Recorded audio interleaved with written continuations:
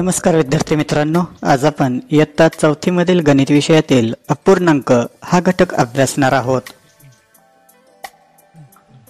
अपूर्णांकांचा अर्थ लेखन आणि वाचन म्हणजेच अपूर्णांक कशाला म्हणतात, त्याचं लेखन कसं करायचं आणि त्याचे वाचन कसे करायचे हे आपण या व्हिडिओमधून पाहणार आहोत। सर्वप्रथम अर्धा कशाला म्हणतात ते पाहूयात। या ठिकाणी भाकरीचे चित्र दाखवण्यात आलेले आहे। त्यामध्ये पूर्ण भाकरी आणि अर्धी भाकरी आणि दुसरी अर्धी भाकरी म्हणजेच एका भाकरीचे दोन भाग केल्यानंतर दोन अर्धे अर्धे भाकरीचे भाग तयार होतात, ते या चित्रामधून दाखवलेलं आहे। एक भाकरी दोघात समान वाटायची आहे, तिचे दोन समान भाग करून त्यातला एक भाग म्हणजे पूर्ण भाकरीचा अर्धा भाग होतो। कोणत्याही एका वस्तूचे दोन समान भाग करून त्यातील एक भाग घेतला तर तो त्या वस्तूचा अर्धा भाग होतो। पूर्ण वस्तूचा अर्धा भाग 1/2 या अपूर्णांकाने दाखवतात। पाव कशाला म्हणतात ते आता पाहूयात। एक भाकरी 4 जणात समान वाटायची आहे, तिचे 4 समान भाग करून प्रत्येकाला त्यातील एक भाग दिला की तो भाकरीचा पाव भाग होतो।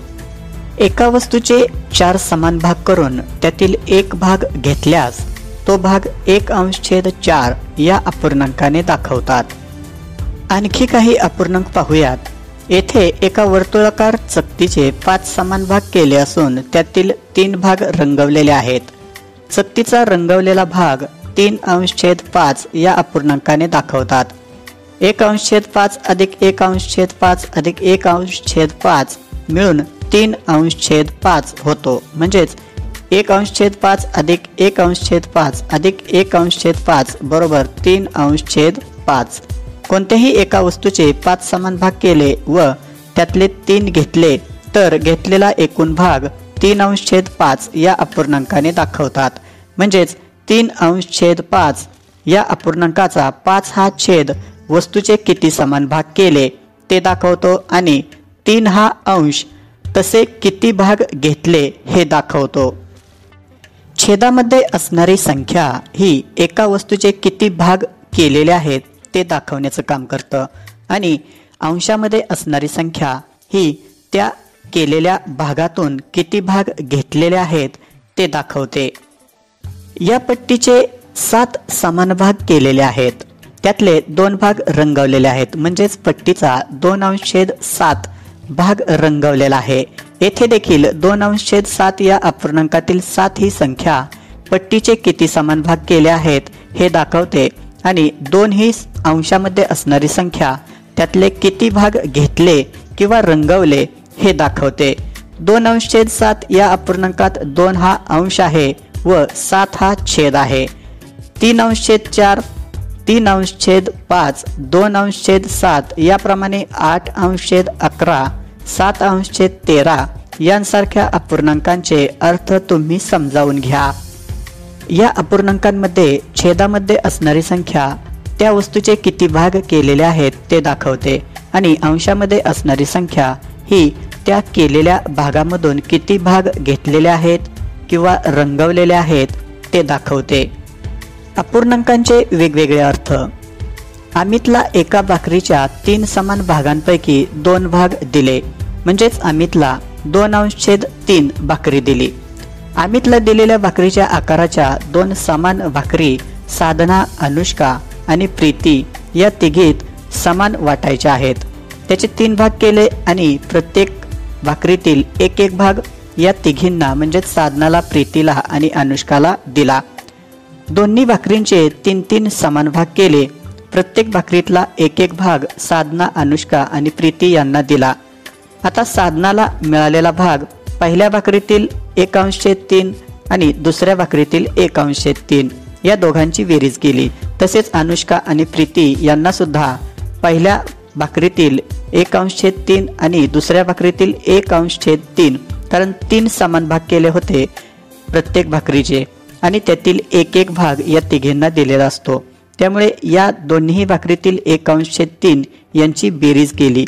प्रत्येकीला 1/3 भाग 2 वेळा दिला म्हणजेच 1/3 अधिक 1/3 एवढा भाग मिळाला। पण अमिताला आणि इतर तिघींपैकी प्रत्येकीला मिळालेला भाग समानच आहे, म्हणजे सर्वांनाच 2/3 एवढा भाकरीचा भाग मिळालेला आहे। यावरून दिसते की 2/3 बरोबर 1/3 अधिक 1/3। आता हेही लक्षात घ्या की 2 भाकरींची तिघींमध्ये समान वाटणी केल्यावर प्रत्येकीला मिळालेला भाग 2/3 एवढाच आहे, म्हणजे 2/3 या अपूर्णांकाचे 3 वेगवेगळे अर्थ आहेत। एका वस्तूच्या 3 समान भागांपैकी 2 भाग हा पहिला अर्थ, आणि दुसरा अर्थ 2 वेळा 1/3 म्हणजेच 1/3 अधिक 1/3 म्हणजेच 2 गुणिले 1/3 म्हणजेच 1/3 ची दुप्पट, आणि तिसरा अर्थ आहे 2 वस्तूंची तिघींमध्ये समान वाटणी। पूर्णांकयुक्त अपूर्णांक म्हणजे काय ते आता आपण पाहूयात। 3 पेरू 2 व्यक्तींना समान वाटायचे आहेत। हे वाटप आपण 2 प्रकारे करू शकतो। यातील पहिला प्रकार म्हणजेच एका पेरूचे किंवा प्रत्येक पेरूचे 2 समान भाग करा। प्रत्येक पेरूतील एक भाग म्हणजेच 1/2 पेरू प्रत्येकास द्या। याप्रमाणे प्रत्येकाच्या वाट्याला 1/2 असे 3 भाग आले, म्हणून प्रत्येकास 1/2 गुणिले 3 बरोबर 3/2 पेरू मिळणार। यावरून 3/2 बरोबर 1.1/2। या 3 पेरूंचे दोघांमध्ये समान वाटप करण्यासाठी आपण दुसऱ्या प्रकारेही करू शकतो।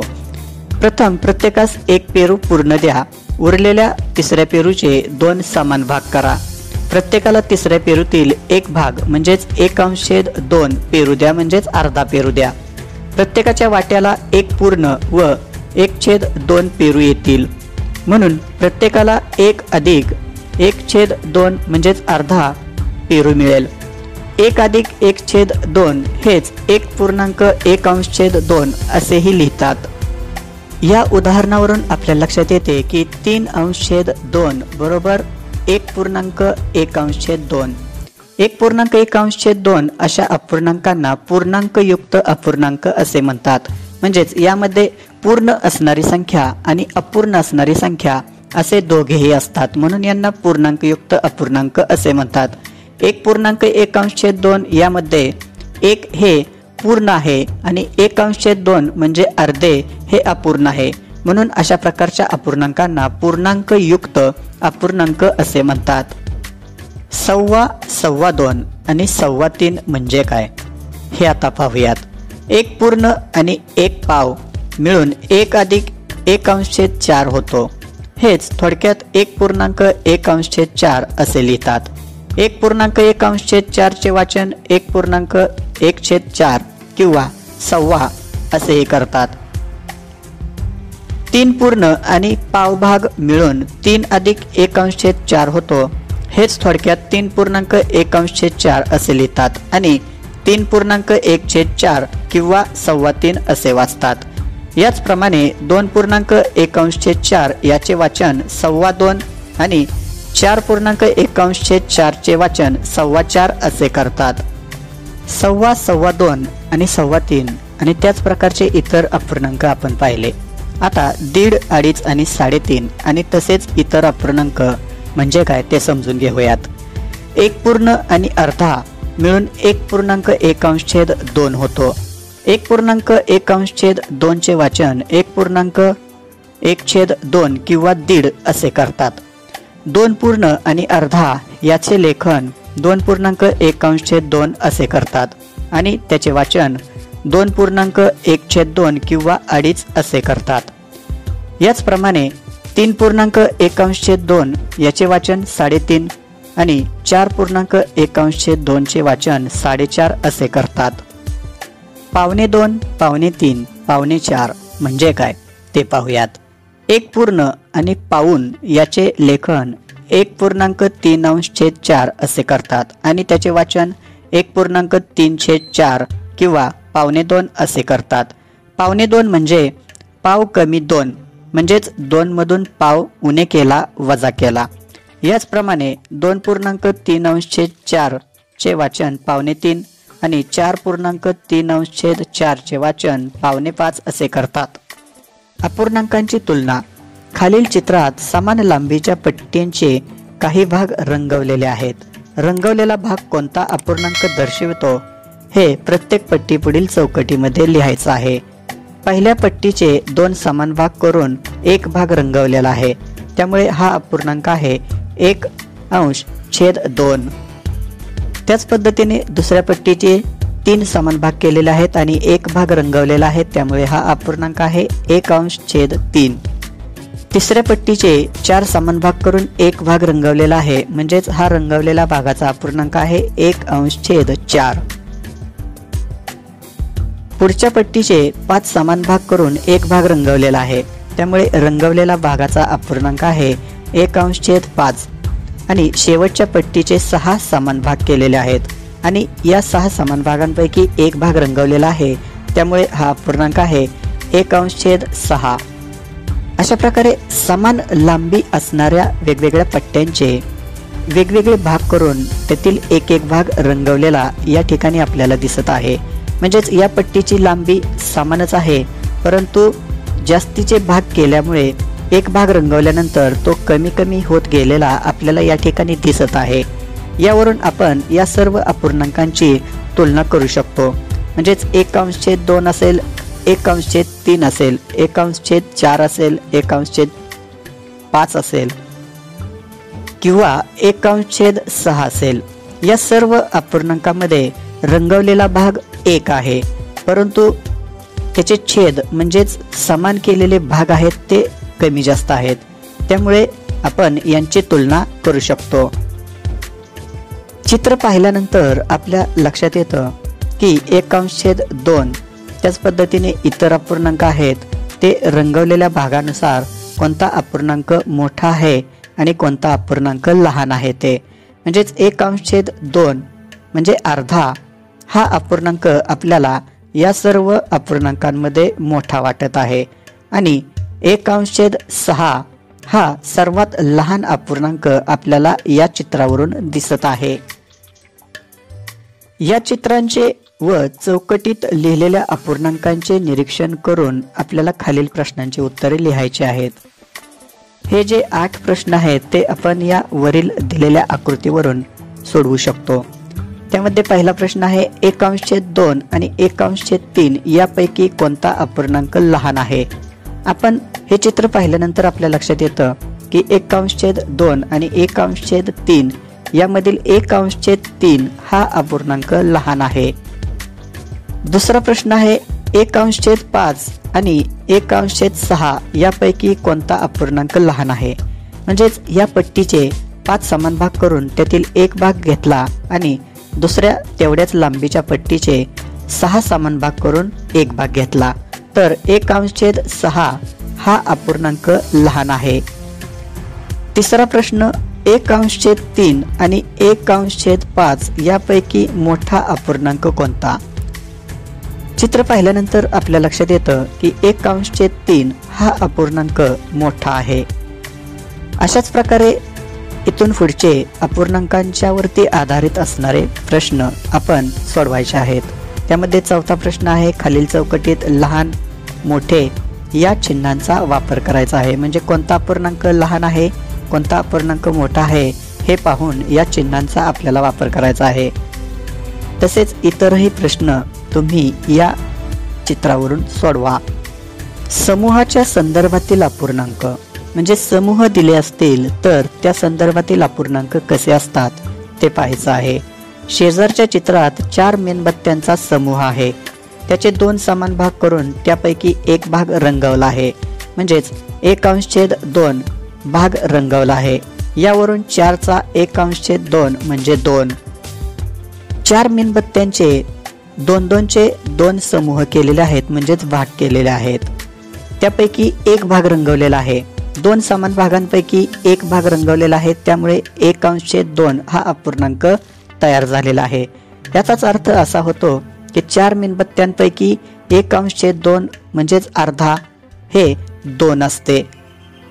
येथे 8 गोट्यांचा समूह आहे, त्याचे 4 समान भाग केले त्यातील एक भाग रंगवला म्हणजेच 1/4 भाग रंगवला, म्हणून 8चा 1/4 म्हणजे 2. 8 गोट्यांचे 4 समान भाग केल्यानंतर प्रत्येक भागामध्ये 2-2 गोट्या आल्या आणि त्यापैकी एक भाग रंगवला म्हणजेच 2 गोट्यांचा भाग रंगवला. त्यामुळे 8 गोट्यांच्या 4 समान भागांपैकी 1/4 म्हणजेच 2 असतात.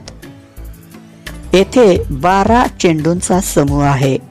त्याचे 4 समान भाग केले म्हणजेच प्रत्येक भागामध्ये 3-3 चेंडू आले. त्यातील 3 भाग रंगवले म्हणजेच 3/4 भाग रंगवला. 4 समान भागांपैकी 3 भाग रंगवलेले आहेत, म्हणून अपूर्णांक 3/4 हा तयार झालेला आहे. म्हणून 12चा 3/4 म्हणजेच 9 असतात. म्हणजे 12 चेंडूंच्या 4 समूहांपैकी 3 भाग रंगवलेले आहेत. प्रत्येक भागामध्ये 3-3 चेंडू असल्यामुळे 3/4 म्हणजेच 9 चेंडू या ठिकाणी आपल्याला रंगवलेले दिसत आहेत. येथे 6 पेन्सिलींचा समूह आहे. त्याचे 6 समान भाग केले, त्यानंतर प्रत्येक समूहामध्ये एक पेन्सिल आलेली आहे. प्रत्येक भागात एकच पेन्सिल आहे. त्यातील 5 भाग रंगवले. यावरून 6चा 5/6 म्हणजेच 5 असतात हे आपल्याला दिसत आहे. अशा प्रकारे आज आपण इयत्ता 4थी मधील गणित विषयातील अपूर्णांक हा घटक अभ्यासला. धन्यवाद.